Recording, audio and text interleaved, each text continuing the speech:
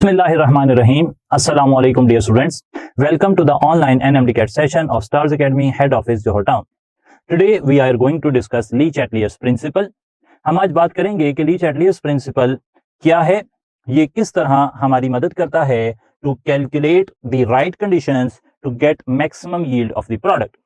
हम सीखेंगे कि ली चैटलियर्स प्रिंसिपल की मदद से हम कैसे जस्टिफाई कर सकते हैं volume change, pressure change, number of moles change, concentration change, temperature change और एडिशन ऑफ कैटलिस्ट का इफेक्ट ऑन इक्विलिब्रियम पोजीशन या फिर ऑन केसी वैल्यू. तो स्टार्ट करते हैं ली चैटलियर्स प्रिंसिपल की बेसिक स्टेटमेंट से. Le Chatelier's principle says, Le Chatelier's principle, here it is.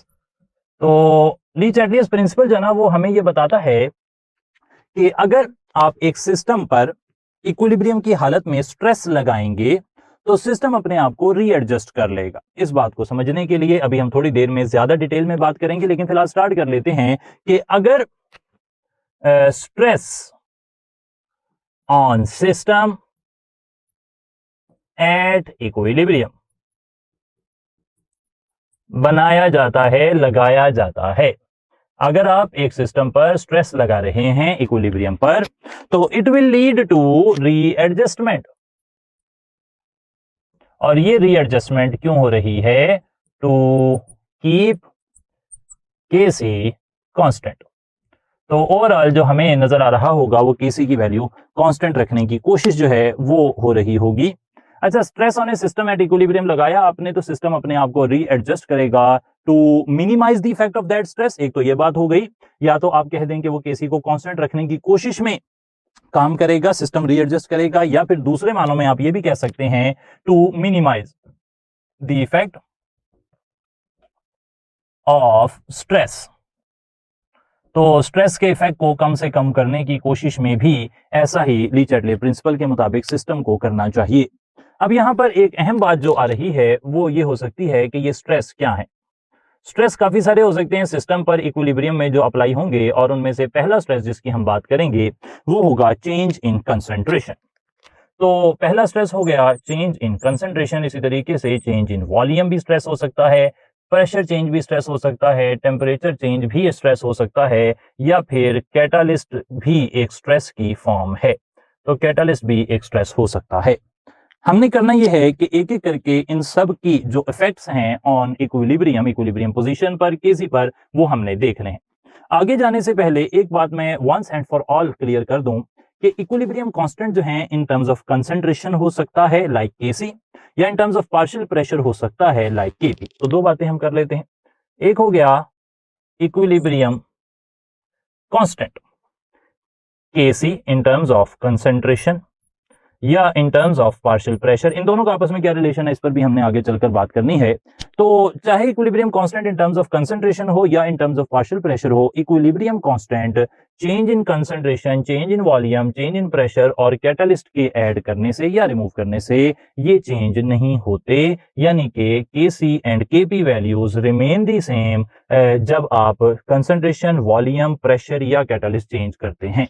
तो ये रिमेन कांस्टेंट, ये कांस्टेंट रहते हैं. आप जो मर्जी चेंजिंग लेकर आते रहें इन सब वैल्यूज में. अलबत्ता अगर आप टेम्परेचर चेंज करेंगे तो टेम्परेचर चेंज करने से ये दोनों वैल्यूज जो हैं लाइक केपी एंड केसी दोनों जो हैं ये चेंज हो जाते हैं, दे चेंज.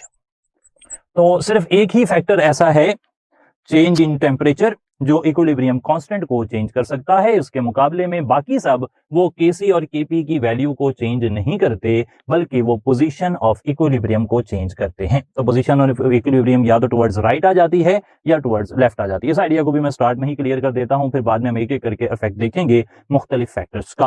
तो जो वर्ड है पोजीशन ऑफ इक्विलिब्रियम, हमें इस तरह समझ लेना चाहिए कि एक रिएक्शन में एक प्रोडक्ट होगा इक्विलिब्रियम के अंदर और दूसरा रिएक्टेंट होगा.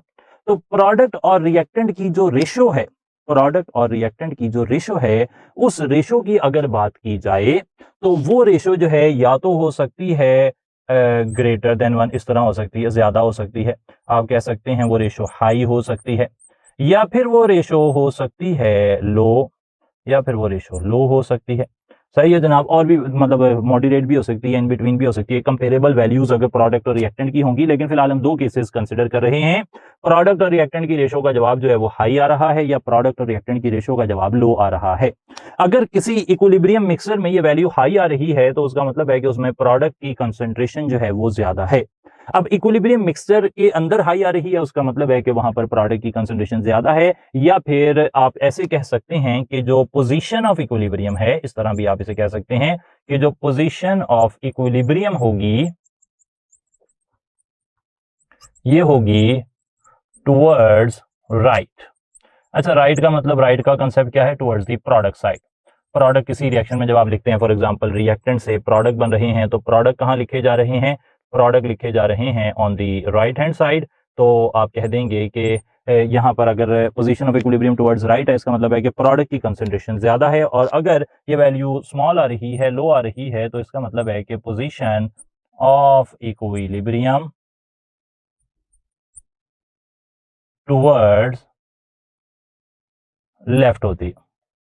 ठीक है जनाब, ये दो बातें आपने याद रख लेनी है, क्योंकि इस हवाले से जो है वो इन्फॉर्मेशन मुख्तलिफ तरीकों से पूछी जा सकती है। हम भी यहाँ पर कुछ एग्जांपल्स डेफिनेटली कोड करेंगे। ओवरऑल जो आइडिया है वो वेरी सिंपल। लीजरली प्रिंसिपल हमें कोई बहुत ज्यादा प्रॉब्लम हमारे लिए क्रिएट नहीं करता, अगर आपको कुछ मेन बातें पता हों जो मैं आपसे यहाँ पर डिस्कस करने लगा हूँ।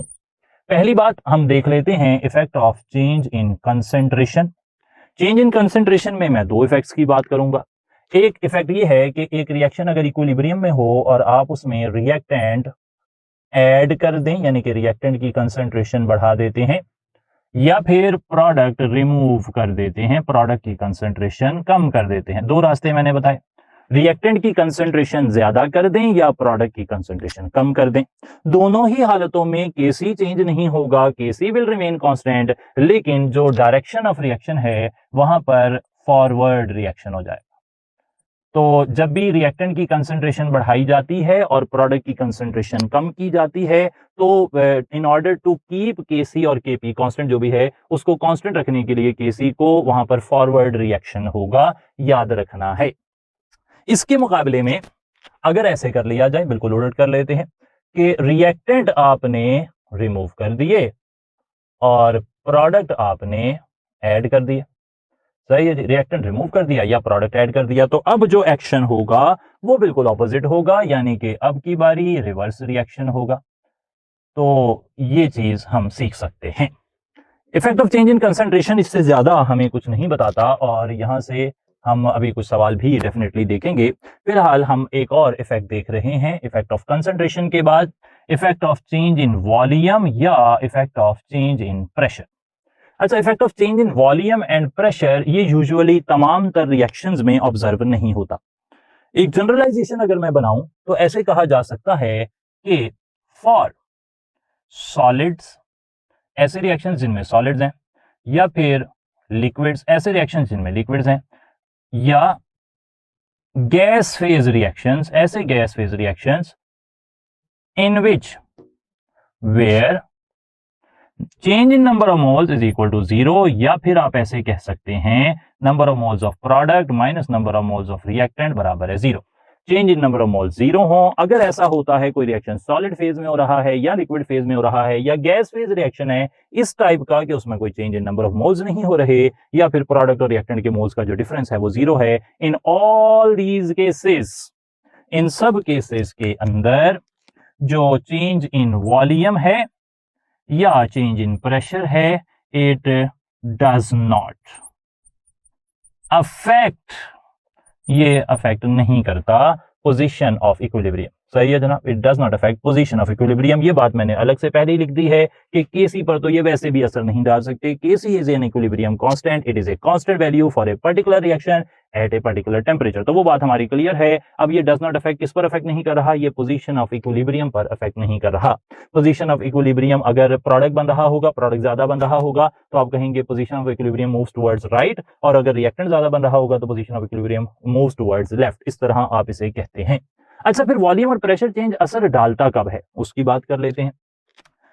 फॉर गैस फेज रिएक्शंस, ऐसे gas phase reactions where delta n is not equal to 0, ये आप कह सकते हैं number of moles of product and number of moles of reactant are not equal to one another.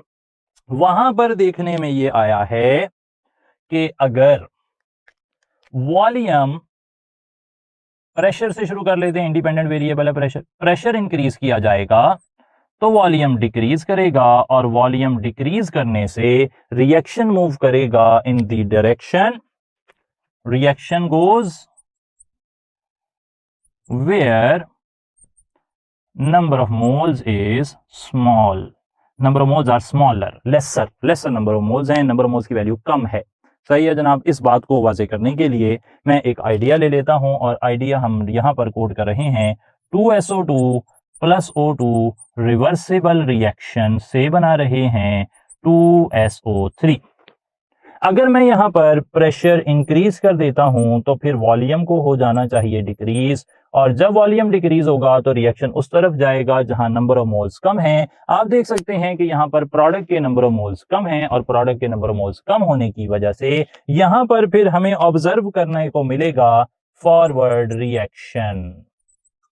अब ये बात अच्छी भी हो सकती है हमारे लिए कि यहां से हम ये फाइनल कर रहे हैं कि जिस तरह भी नंबर ऑफ मोल्स कम है उस तरफ रिएक्शन चला जाएगा, जरूरी नहीं है कि वो फॉरवर्ड डायरेक्शन में ही हो। इस आइडिया को क्लियर करने के लिए मैं एक और मिसाल कोड कर देता हूं, N2O4 रिवर्सिबल रिएक्शन 2NO2, और उसमें सेम कंडीशंस चेंज करता हूं, यानी कि प्रेशर बढ़ाता हूं और वॉल्यूम कम कर देता हूं, तो now reaction moves in the direction where number of moles are lesser और स्मॉलर, तो वो रिएक्टेंट वाली साइड पे हैं। तो यहां पर हमें देखने को मिलता है रिवर्स रिएक्शन, यहां पर रिवर्स रिएक्शन देखने को मिलता है। तो आप देख सकते हैं कि एक ही जो फैक्टर है वो डिफरेंट रिएक्शंस पर डिफरेंट असर डाल सकता है। ऐसा कंसंट्रेशन में नहीं हुआ था, कंसंट्रेशन में सिंपल था कि रिएक्टेंट बढ़ाएंगे तो फॉरवर्ड रिएक्शन होगा, और रिएक्टेंट कम करेंगे तो बैकवर्ड रिएक्शन होगा या रिवर्स रिएक्शन होगा। यहां ऐसा नहीं है, यहां पर अलग अलग कंडीशंस में अलग अलग हालात हैं। फॉर एग्जाम्पल अगर ऐसे हो जाता है कि नंबर ऑफ मोल्स जो हैं वो बराबर हैं तो फिर तो असर ही नहीं पड़ता वॉल्यूम और प्रेशर का,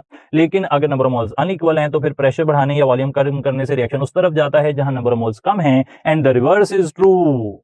अगर आप प्रेशर कम कर देते हैं, प्रेशर कम कर देंगे तो वॉल्यूम क्या हो जाएगा, वॉल्यूम हो जाएगा ज्यादा, और वॉल्यूम ज्यादा हो जाएगा तो रिएक्शन किस तरफ जाना चाहिए, रिएक्शन जाना चाहिए, reaction goes where n is larger. तो इस तरह आप अंदाजा लगा सकते हैं कि रिएक्शन किस तरफ मूव करेगा। यह है वॉल्यूम चेंज और प्रेशर चेंज का इफेक्ट। अच्छा, वॉल्यूम चेंज और प्रेशर चेंज के इफेक्ट को मजीद आइडेंटिफाई करने के लिए मैं यहां पर दो क्वांटिटेटिव रिलेशनशिप्स लिख रहा हूं। फॉर एग्जांपल एक क्वांटिटेटिव रिलेशनशिप जो है वो मैं मेंशन कर लेता हूं, like for this reaction NO2 और N2O4 के लिए, और एक मैं आगे अमोनिया के लिए मेंशन कर लेता हूं, तो उनसे ना फिर हमें कुछ और आइडिया हो जाएगा। पहली वैल्यू जो है वो नंबर 1 वो मैं इस रिएक्शन के लिए मेंशन कर रहा हूं, और इस रिएक्शन के लिए हमें पता लगता है कि जब आप वैल्यू लिखते हैं Kc की, तो Kc की वैल्यू आ जाती है Kc is equal to 4x square over v into a minus x. यूं याद रखना है, x का मतलब डेफिनेटली आप जो भी सिलेबस फॉलो कर रहे हैं उसमें कुछ और लिखा हो सकता है, लेकिन x what we are saying x is the quantity of product.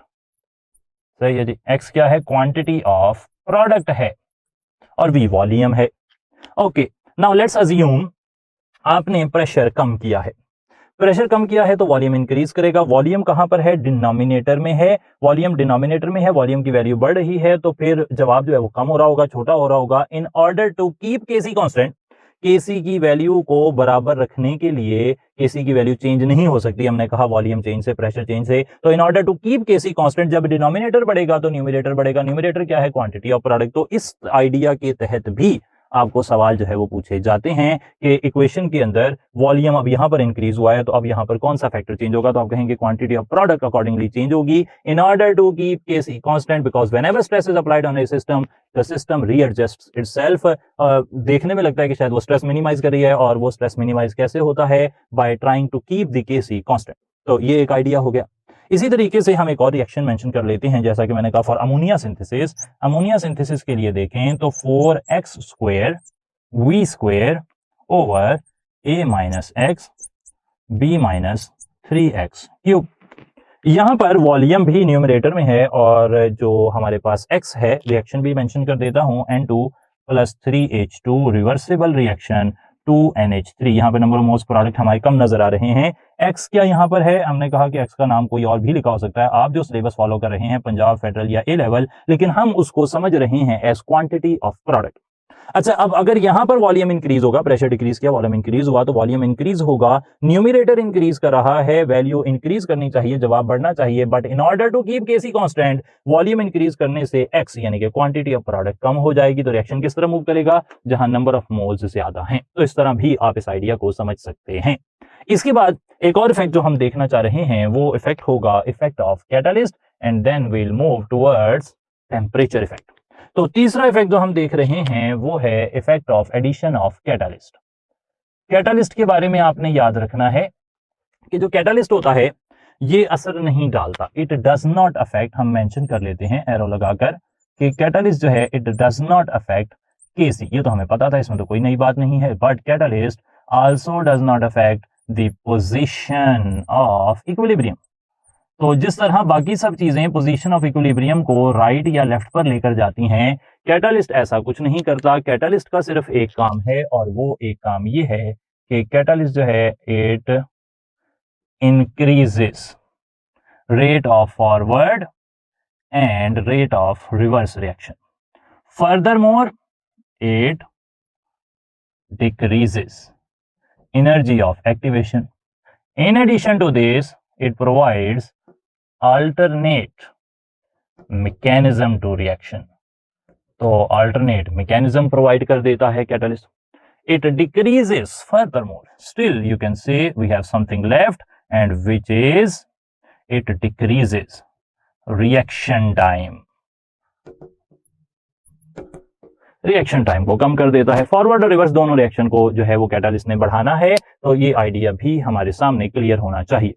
इसी के बाद आगे चलते हुए now we are moving towards the effect of temperature.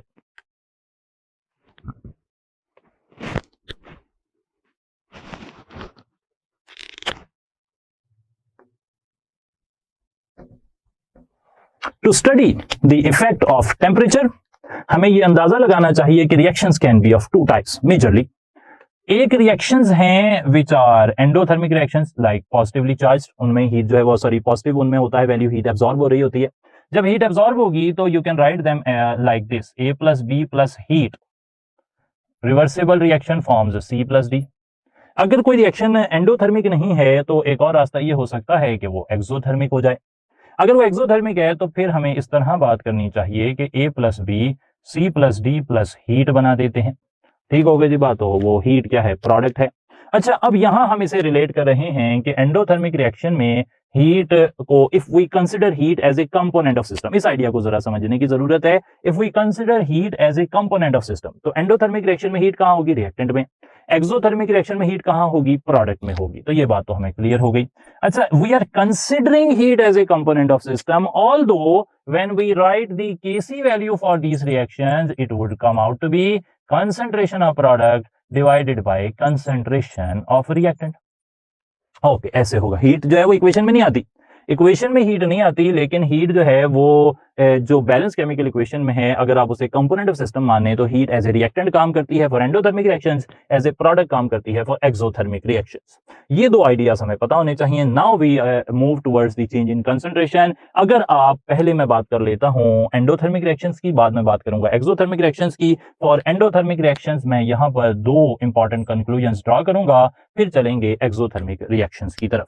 Endothermic reactions में दो काम किए जा सकते हैं, या तो आप टेम्परेचर इंक्रीज करेंगे या फिर आप टेम्परेचर डिक्रीज करेंगे।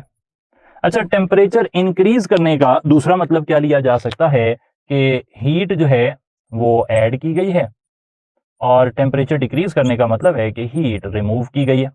ओके, अच्छा, हीट ऐड की गई है, heat is acting as a reactant. Heat add की गई है, इन ए वे यू कैन से आपने रिएक्टेंट ऐड किया है।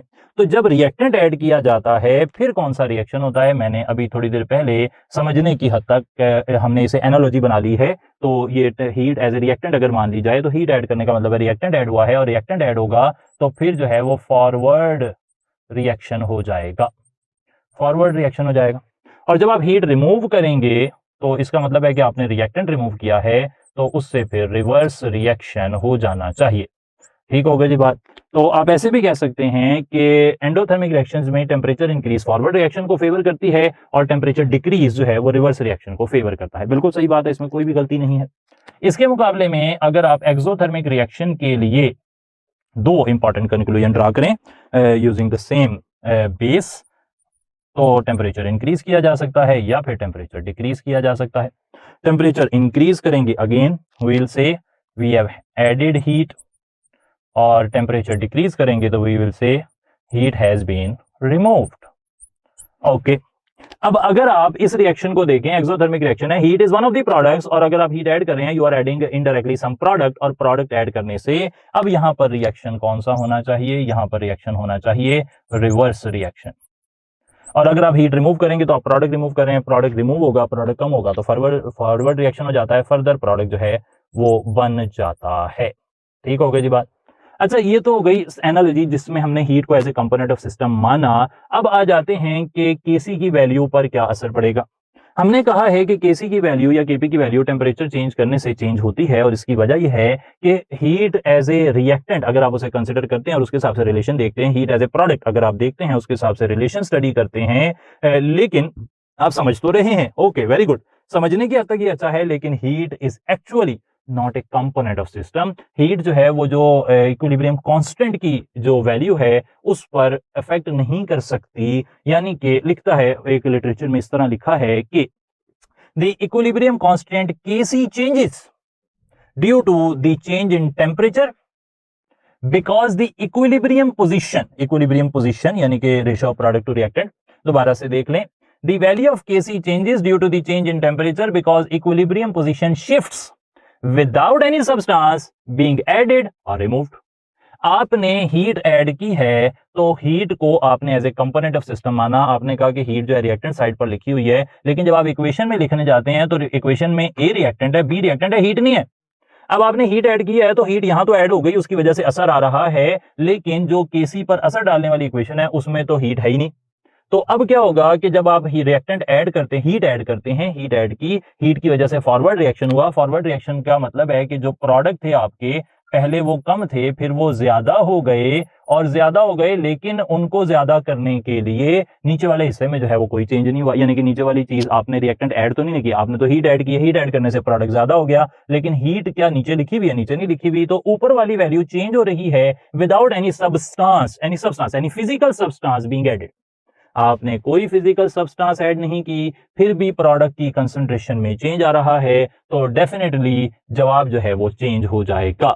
इसी तरीके से अगर आप एक्सोथर्मिक रिएक्शन में हीट ऐड करते तो फिर जो बैकवर्ड रिएक्शन है वो ज्यादा हो जाता, प्रोडक्ट की कंसंट्रेशन इंक्रीज करती, लेकिन जो प्रोडक्ट साइड पर हीट है वो केसी के फार्मूला में नहीं है, तो फिर आप कहते हैं कि equilibrium position shifts without any substance being added और रिमूव्ड। तो अब क्या होगा, अब केसी की वैल्यू चेंज हो जाएगी। तो केसी की वैल्यू, ये जो हमने मुख्तलिफ बातें लिखी हैं, इससे हम प्रिडिक्ट कर सकते हैं चेंज इन टेम्परेचर से। चेंज इन टेम्परेचर से हम डेफिनेटली, बड़ी अच्छी बात अगर की जाए तो हम सॉल्युबिलिटी प्रिडिक्ट कर सकते हैं। कुछ स्पीशीज ऐसी होती हैं जिनका पानी में सॉल्यूशन एंडोथर्मिक होता है। एंडोथर्मिक सॉल्यूशन बनाने वालों में हम मिसाल ले लेते हैं शुगर की। एक्सोथर्मिक रिएक्शंस में हम मिसाल ले सकते हैं लाइक लिथियम कार्बोनेट की। अच्छा, जो एंडोथर्मिक हीट ऑफ सॉल्यूशंस रखते हैं, इनकी सॉल्युबिलिटी अगर शुगर की बात की जाए, शुगर का आप एक्वस सॉल्यूशन बनाना चाहते हैं तो इनकी सॉल्युबिलिटी टेम्परेचर इंक्रीज करने से इंक्रीज हो जाती है। क्यों? क्योंकि ये एंडोथर्मिक हीट ऑफ सॉल्यूशन देते हैं। इसके मुकाबले में लिथियम कार्बोनेट लाइक स्पीशीज, अगर आप इनका सॉल्यूशन बनाना चाहते हैं तो इनकी सॉल्युबिलिटी टेम्परेचर इंक्रीज करने से डिक्रीज हो जाएगी। क्यों डिक्रीज हो गई? क्योंकि इनकी जो हीट ऑफ रिएक्शन है वो एक्सोथर्मिक है। तो एक्सोथर्मिक रिएक्शंस मैंने पहले ही बताया, exothermic reactions are favoured at low temperature और endothermic reactions are favoured at high temperature. ठीक है जनाब, तो ये इंफॉर्मेशन सारी आपके सामने। अब इस हवाले से कुछ एमसीक्यूज देखते हैं ताकि इन आइडियाज को जो कि हमने आपसे जिक्र किए हैं उनको और अच्छे तरीके से समझा जा सके। फर्स्ट क्वेश्चन देखते हैं। एक सवाल इस तरह है कि bismuth chloride reacts with water to form bismuth oxychloride and plus HCl। Bismuth chloride जो है वो हमारे पास यहाँ पर एक क्लियर सॉल्यूशन है, जबकि बिस्मिथ ऑक्सीक्लोराइड जो है वो वाइट होता है। अच्छा, ये व्हाइट कलर का होता है, ये प्रेसिपिटेट व्हाइट कलर के हैं। ये रिएक्शन जो है ना आमतौर पर चुना भी रिवर्सिबल रिएक्शन की स्टडी में जो इफेक्ट ऑफ कंसंट्रेशन है उसको स्टडी करने में यूज किया जा सकता है, क्योंकि यहाँ पर एक स्पीशी जो है वो क्लियर है जबकि जो प्रोडक्ट है प्रोडक्ट साइड व्हाइट है। तो जब यहाँ पर आपको प्रोडक्ट बनता हुआ नजर आएगा तो आपको पता लग जाएगा कि यहाँ पर ना कोई रिएक्शन हो रहा है, व्हाइट प्रेसिपिटेट की अमाउंट जो है वो बढ़ती जाएगी। अच्छा, अब यहाँ पर सवाल ये है कि इस रिएक्शन के लिए, दिस पर्टिकुलर रिएक्शन जो कि मैंने आपके सामने लिखा, एडिशन ऑफ HCl का क्या असर होगा। Addition of HCl will, HCl add करने से क्या तब्दीली आएगी। अच्छा, अब HCl जो है ये प्रोडक्ट है और प्रोडक्ट ऐड करने से हमने देखा था कि बैकवर्ड रिएक्शन जो है वो ज्यादा होता है। अच्छा, प्रोडक्ट ऐड किया, रिएक्टेंट जो है वो ज्यादा बन जाएंगे, डेफिनेटली ये बात तो सही हो गई। लेकिन क्या Kc जो है वो डिक्रीज होगा या इंक्रीज होगा। तो बिल्कुल सही बात है कि Kc तो चेंज नहीं होता प्रोडक्ट और रिएक्टेंट को कम या ज्यादा करने से, तो अल्फा और बीटा जो है वो तो हमारे काम के नहीं है। अच्छा, सोल्यूशन बिकम्स क्लाउडी, क्या सोल्यूशन ज्यादा क्लाउडी हो जाएगा। प्रोडक्ट जो है ना हमारा वो व्हाइट प्रेसिपिटेट है और डेफिनेटली फिर वो सोल्यूशन का जो प्रोडक्ट साइड है वो क्लाउडी है, वो व्हाइटिश है। तो अगर आप प्रोडक्ट ऐड कर रहे हैं तो बैकवर्ड रिएक्शन जा रहा है और बैकवर्ड रिएक्शन के अंदर क्लियर सॉल्यूशन है, तो यहां पर सॉल्यूशन क्लाउडी नहीं होगा बल्कि सॉल्यूशन क्लियर हो जाएगा। एक बात तो आपने ये देख लेनी है। एक और सवाल देख लेते हैं यहाँ पर, ये क्वेश्चन भी बड़ा ही इंटरेस्टिंग है और इस क्वेश्चन में 2HF रिवर्सिबल रिएक्शन से बना रहे हैं H2 + F2 और इसी तरीके से PCl5 रिवर्सिबल रिएक्शन से बना रहा है PCl3 + Cl2। ठीक हो गई जी बात। तो अब सवाल ये है कि which of the following is true for both of these reactions. इन दोनों रिएक्शंस के लिए कौन सी बात जो है वो सही है। So here is a question for you. यहाँ पर हाइड्रोजन फ्लोराइड, हाइड्रोजन और फ्लोरीन बना रहे हैं, रिएक्टेंट और प्रोडक्ट के मोल्स बराबर हैं, जबकि PCl5 जो है वो PCl3 और Cl2 बना रहा है। यहाँ पर प्रोडक्ट के मोल्स ज्यादा हैं। जब प्रोडक्ट और रिएक्टेंट के मोल्स बराबर नहीं होते हैं तब हमें देखने को मिलता है वॉल्यूम और प्रेशर का इफेक्ट। इस आइडिया को मैं पहले से प्रेजेंट इसलिए कर रहा हूं क्योंकि यहाँ पर MCQ के ऑप्शंस में हमें उनकी जरूरत पड़ेगी। सवाल बड़ा ध्यान से करने वाला है जी। Which of the following is true for both of these reactions. कोई ऐसी इंफॉर्मेशन है जो इन दोनों रिएक्शंस के लिए सही है, एक के लिए सही नहीं है, दोनों के लिए सही है। Which of the following is true for both of these reactions. Both of these reactions are affected by change in volume. जी नहीं, पहला रिएक्शन तो वॉल्यूम चेंज से इफेक्ट नहीं होता, वहां number of moles of product and reactant equal है। और both of these reactions affected by change in pressure. जी नहीं, ऐसा नहीं है, क्योंकि प्रेशर और वॉल्यूम से उन रिएक्शंस पर असर डालते हैं जहां रिएक्टेंट और प्रोडक्ट के नंबर ऑफ मोल्स इक्वल ना हो। और both of these reactions unaffected by change in concentration. जी नहीं, जब भी कंसंट्रेशन चेंज करते हैं और रिएक्टेंट बढ़ाते हैं फॉरवर्ड रिएक्शन होता है और प्रोडक्ट बढ़ाते हैं तो बैकवर्ड रिएक्शन हो जाता है, यानी कि अनअफेक्टेड नहीं है, ये रिएक्शंस अफेक्ट होते हैं। तो पहली तीन इंफॉर्मेशंस रॉन्ग हो गई, लेकिन ट्रू ये है कि both of these are affected by change in temperature. ये दोनों रिएक्शंस चेंज इन टेंपरेचर से अफेक्ट होते हैं। ये बिल्कुल सही बात है जी। टेंपरेचर चेंज डेफिनेटली हर रिएक्शन पर असर डाल सकता है, either the reactions are exothermic और एंडोथर्मिक। ठीक हो गई जी बात। तो ये आपने याद रख लिया। एक क्वेश्चन और देख लेते हैं। एक और क्वेश्चन यहाँ पर ये है, फॉर एग्जांपल A + B हैं और वो रिवर्सिबल रिएक्शन से C + D बना रहे हैं। यहाँ पर डेल्टा H जो है वो नेगेटिव है और सवाल ये पूछा जा रहा है according to Le Chatelier's principle. Le Chatelier's principle के मुताबिक क्या होना चाहिए यहाँ पर। तो सवाल जो है इससे मिलता जुलता ही पास पेपर में एक सवाल था, हमने वहां से थोड़ा सा मॉडिफाई किया है सवाल को। तो सवाल यह है कि अगर एक रिएक्शन के लिए डेल्टा H नेगेटिव है, यानी कि एक्सोथर्मिक रिएक्शन है, हम जानते हैं कि एक्सोथर्मिक रिएक्शन जो है उसमें हीट क्या होती है, प्रोडक्ट होती है। तो अगर आप इस रिएक्शन को बेस्ट कैरी आउट करवाना चाहते हैं तो क्या करना पड़ेगा। क्या रिएक्शन जो है वो टेम्परेचर डिपेंडेंट नहीं है। जी बिल्कुल है, क्योंकि एक्सोथर्मिक रिएक्शन है। क्या रिएक्शन को रूम टेम्परेचर पर करवाएं तो ज्यादा फायदा है कि लो टेम्परेचर पर करवाकर ज्यादा फायदा है। हमने तो यही सीखा है कि अगर एक्सोथर्मिक रिएक्शन हो तो exothermic reactions are favoured at low temperature. तो इस पर्टिकुलर रिएक्शन को जो कि एक्सोथर्मिक रिएक्शन है हमें लो टेम्परेचर पर करवाना पड़ेगा। लो टेम्परेचर पर करवाने से इसकी यील्ड जो है वो ज्यादा आ जाएगी।